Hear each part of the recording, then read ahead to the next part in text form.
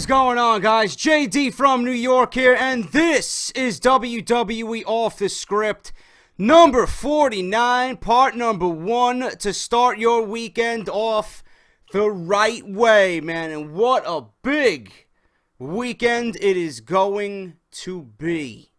Why? Because the road to Wrestlemania starts this Sunday. Royal Rumble, man. My favorite pay-per-view of the calendar year. Who is it going to be? Bryan or Reigns? The questions that we all have been asking will be answered this Sunday. And of course, before I even get into Off the Script this weekend, I want to make sure you guys know, this weekend, Sunday, Royal Rumble, as soon as it goes off the air, I will be on YouTube.com giving you guys my official review for the first pay-per-view of 2015. Do not miss it, all right? I got a big show lined up for you guys, man. A big show to start your weekend off, man. Thank you so much for joining me for Off the Script. We're one episode away. We're one episode away from that big milestone of 50 fucking episodes, man. We're on our way to 25,000 subscribers. I want to thank each and every one of you, new and old, for joining me for Off the Script. This is the #1 source for WWE news and rumors on YouTube.com. If you're not following me on Twitter at JD206, if you're not subscribed to this channel, man, what the fuck? What the fuck are you waiting for, man? This is the weekend. Every one of you should be hitting that subscribe button. Nobody's going to be talking WWE and Royal Rumble like JD. Nobody. I promise you that. But I do want to say a few things before I get into the news, guys. I don't want to waste any time. But I made sure it was going to be a big week for you guys. I made sure it was going to be a big week. Sting made his debut on Monday Night Raw. The NWO was on Monday Night Raw. Brock Lesnar, possible face turn on Monday Night Raw. I talk all about it. Monday Night Raw review. You guys wanted it. I gave it to you on Wednesday morning.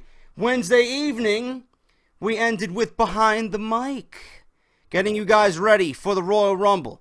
Go check both of those shows out in the description below. All right? Great, great stuff if you guys missed it right here on YouTube.com. Not wasting any more of your time, man. We're going to be talking about Brock Lesnar's face turn. Is he turning into a good guy? Well, in the latest edition of the Wrestling Observer newsletter, they have provided further details on Brock Lesnar's assumed face turn that began on January 19th, Monday Night Raw. As previously reported, a face run with Lesnar was originally planned before his time with WWE was up, and they're apparently beginning to pull the trigger just days before he is set to face John Cena and Seth Rollins in a triple threat match for the WWE title at the Royal Rumble.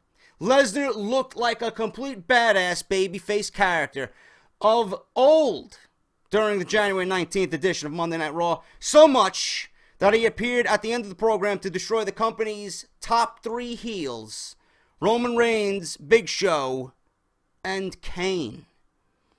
Not sure I would give Big Show and Kane that much credit, but whatever floats your boat, man.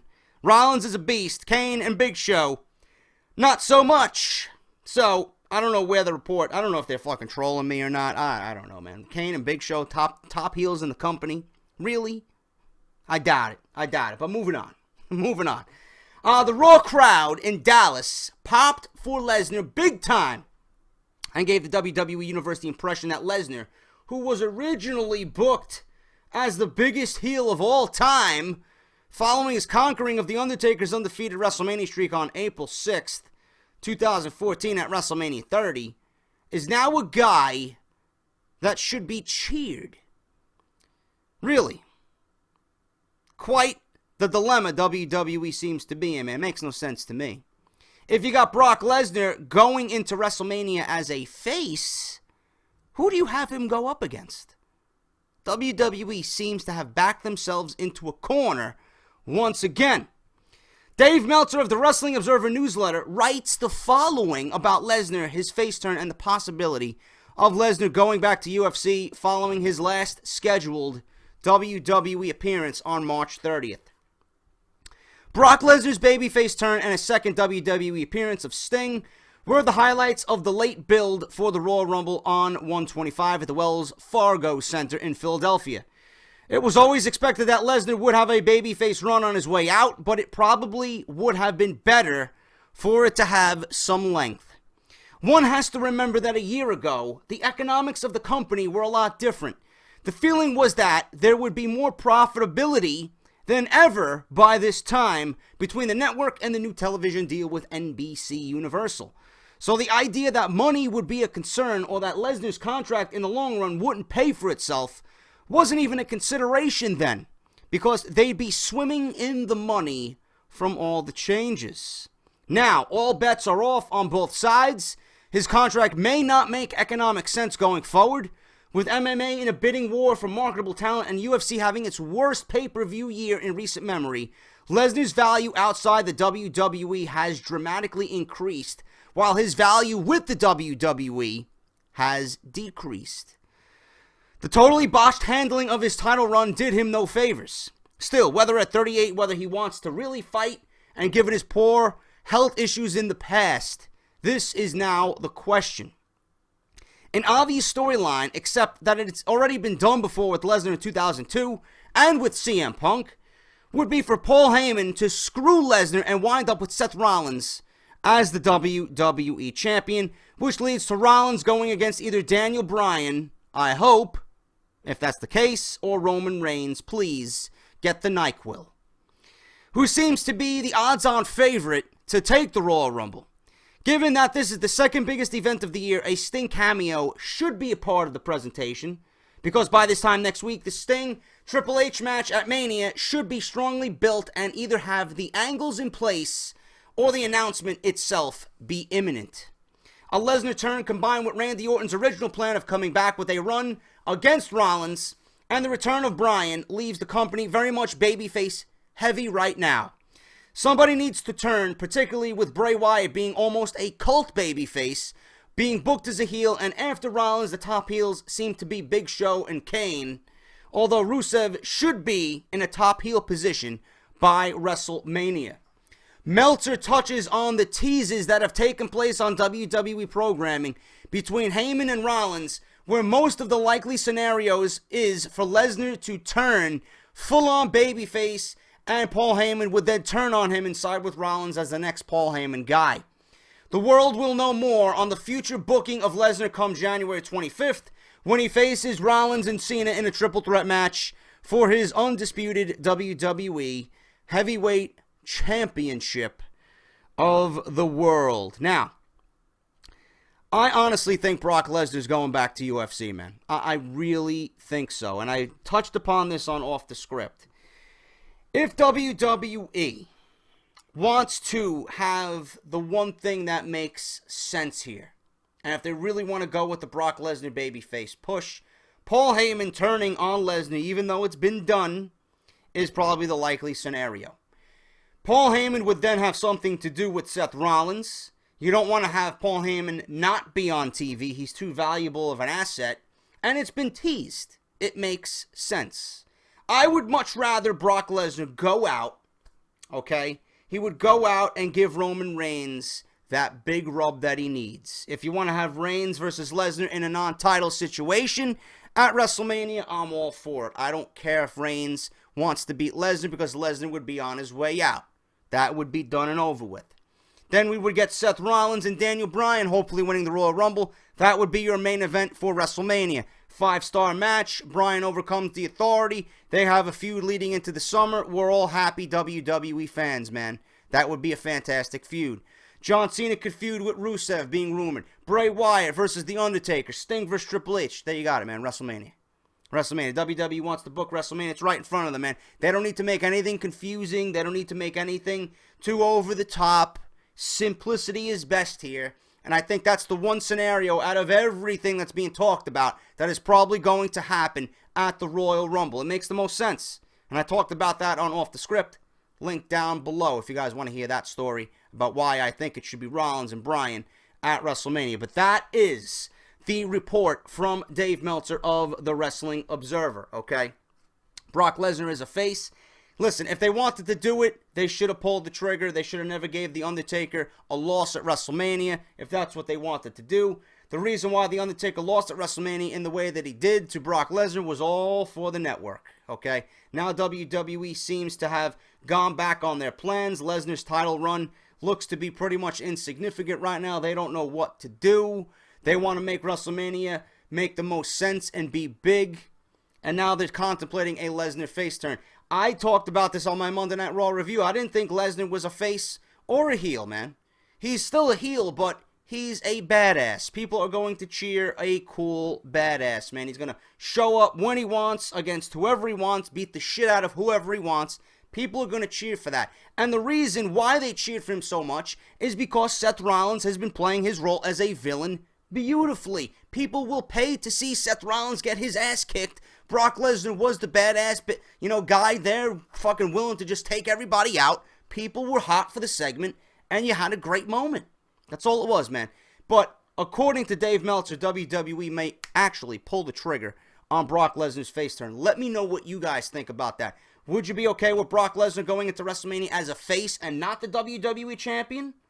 Because that would make sense if he's the WWE champion and goes into WrestleMania as a face. Not going to make much sense at all, man. Not going to make much sense whatsoever. Let me know what you guys think down below. In the early hours of Tuesday morning this week, WWE made the announcement fans have speculated for years. WrestleMania is coming to Dallas AT&T Stadium, often referred to by the media and fans as Jerry's World, after Dallas Cowboys owner, of course, Jerry Jones. All right?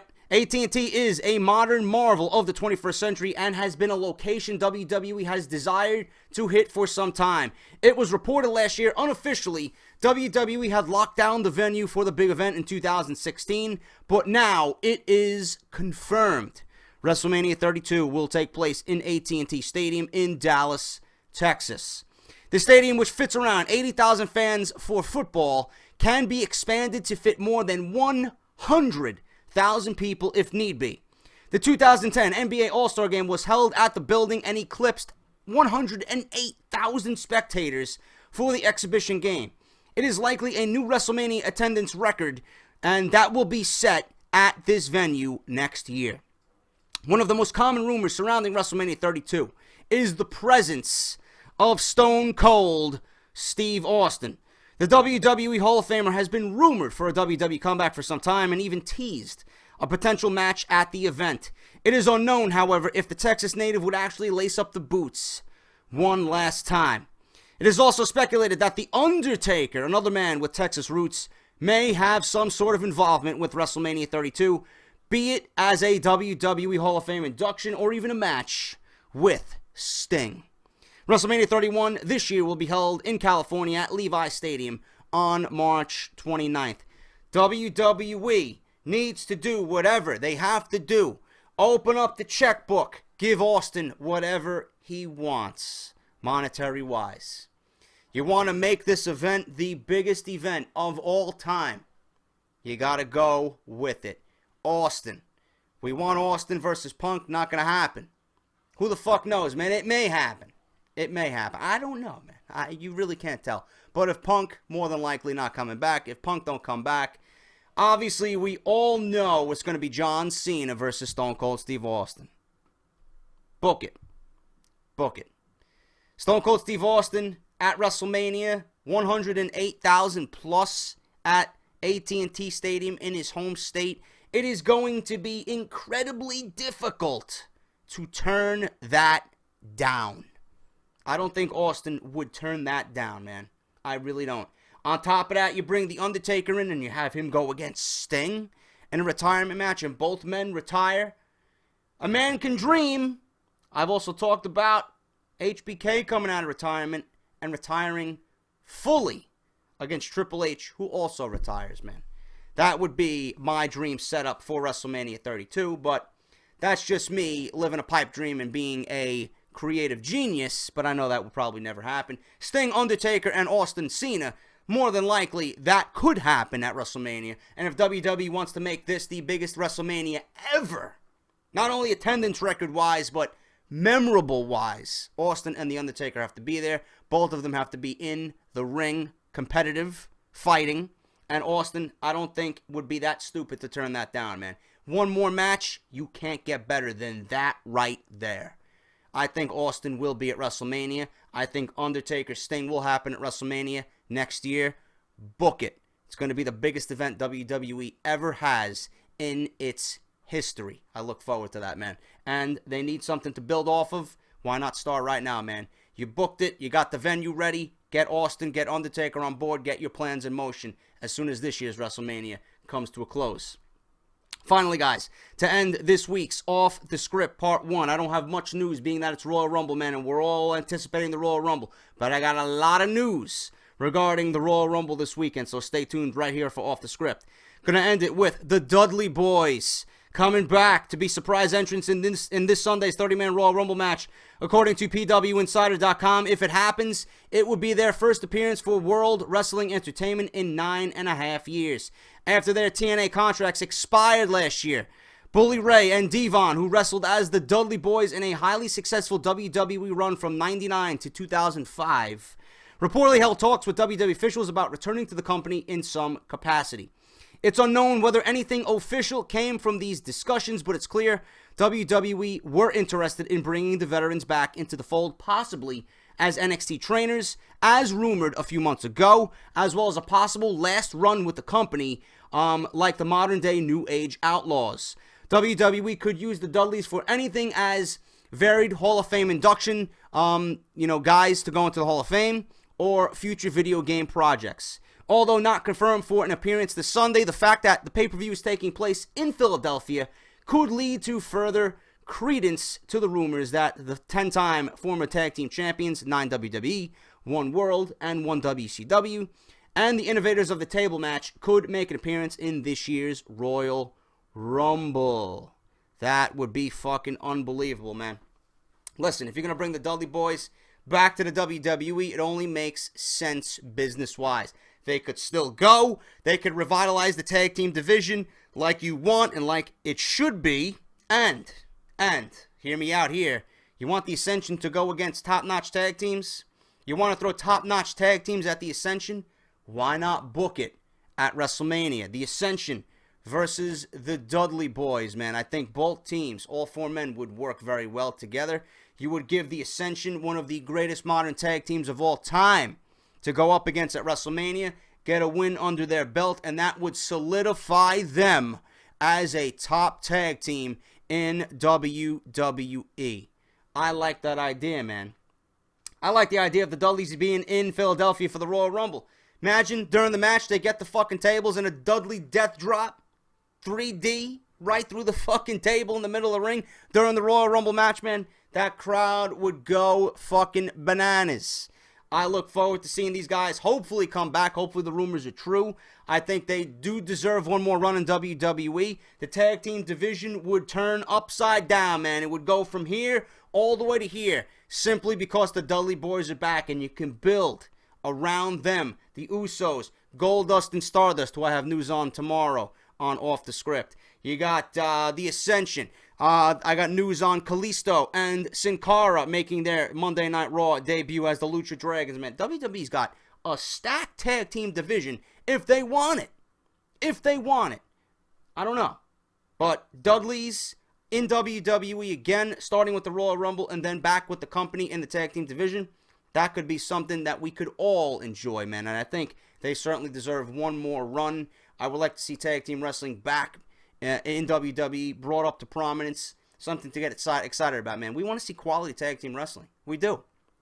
And what better way to start with the Dudleys back in WWE? You got the Ascension. I think that would be a great match for WrestleMania. All right, guys, I'm going to end this here. I don't have a lot of news this week, so I'm kind of going to spread it out all over the place for parts 1, 2, and 3. Tomorrow, I got news on NXT possibly being in the Royal Rumble. RVD coming back to the Royal Rumble. Will Rey Mysterio be back in the WWE at the Royal Rumble? I got news on Cody Rhodes and Goldust and the future of that tag team. I also got news on Kalisto and Sin Cara making their debut on the main roster as the Lucha Dragons, man. All this plus so much more this weekend. Heading into Sunday's Royal Rumble. If you like the video, please hit that thumbs up. Greatly helps out my channel, man. We are on our way to 25,000 subscribers. Thank you to all the new guys coming over here. This is truly the #1 source for WWE news and rumors right here on YouTube.com. If you're not following me on Twitter at JD206, just like you see on the layout of Off The Script, man, go follow me all across social media. If you're not subscribed to this channel, what the fuck are you waiting for, man? Hit that subscribe button, and let's go on into the Royal Rumble, man, and have some goddamn fucking fun, all right? If you guys want more additional wrestling content, at Joe Cronin, at TRN, go check those two guys out. Links to their YouTube and their Twitter are down below in the description. TRN going through some YouTube troubles right now. They will be back up and running soon, hopefully. So I will let you guys know about that very soon.